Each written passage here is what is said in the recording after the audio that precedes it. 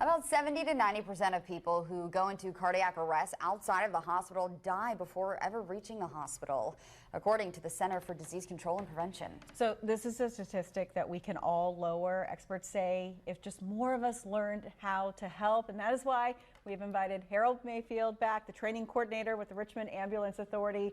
You know, first, welcome back. We love having you on.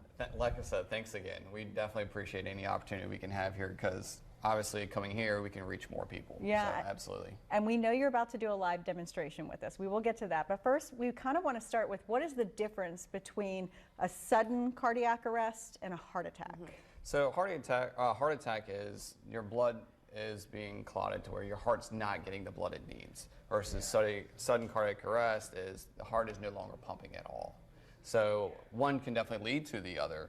But one is when you're doing chest compressions and CPR, that is for sudden cardiac arrest. The heart is not working. Can a bystander tell the difference between those? Yes, certain ways. One is pulse. That's why we always say check pulse, check for their breathing, check their responsiveness. You know, someone who is having a cardiac event or who's not in cardiac arrest, but they're still going to have a pulse. Their heart's still beating. They're still going to be breathing. They're probably going to be breathing faster, trying to get more oxygen in. Versus someone who's in sudden cardiac arrest will either be just gasping in respirations, or they will not be breathing at all, and they won't have a pulse. I want to talk a little bit about Damar Hamlin. He just got back on the football field. Congratulations on that one. Right? Yes. He is a success story. He is why we want people to learn how to do this. Has he helped raise awareness? Have you noticed more interest in people wanting to learn how to do this? Well, absolutely. So the first thing is we learn from tragedies. Luckily, this is a success story, right? So they knew this AEDs are out there and stuff like that, but not on the national setting like that. I mean, this happened.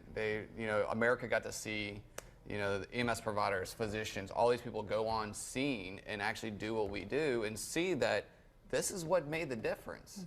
And you don't have to be anybody special to do it. Anybody can do it. And that's what's the beauty about it. Let's show everybody how you do it. What do we have over here? So we have my friend over here. So the first thing that we're going to do is when somebody's in sudden cardiac arrest, like we talked about, so they're not going to be breathing, they're not going to have a pulse.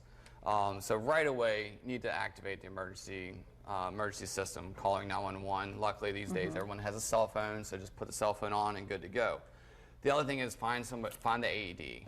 If you don't know where the AED is, Pulse Point with AED is an app. It's an app you can get. Yes, just like Pulse Point is an app that can just show you like someone went down in this location.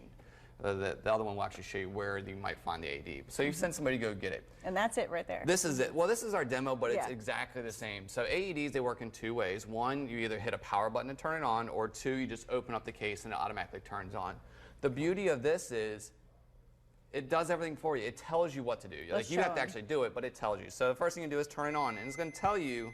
Big green power button. Big green power button, yes. So at this point, I would apply the pads. And the pads itself has pictures to show you exactly where to do it. And it said bare chest, Bare right? chest, okay. exactly. Okay. So then now I have that, so now I'll plug it in. Analyzing heart rhythm. So now it's knowing, okay, now I'm seeing if there's a heart rhythm that I can shock or not shock. Don't touch the patient. It's going through its motions. So when it says Shock that, advised. don't touch. Don't touch. Correct. Yeah.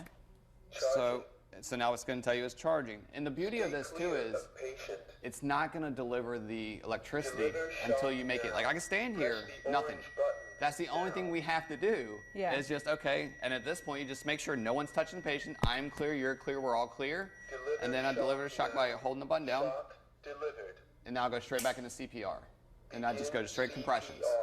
Okay. If you need to learn CPR, what do you do? Because I know this is one thing, but CPR itself is another level of training. Correct.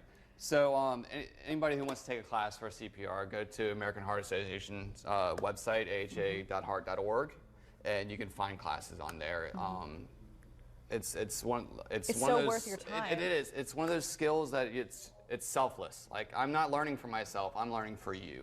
I'm making sure that when somebody else collapses, that I can perform. I can do something, because we've talked about statistics a lot with me, right? 90% of the time, it's not in the hospital. It's at home. It's at in a sporting event or something like that. So this is one of those things, it's where I can help somebody else. And I feel like I've learned so much Yeah. just from watching this demonstration. So Harold, thank you so much for being here. Yeah. Very welcome. Thank you again for having us. Thank you.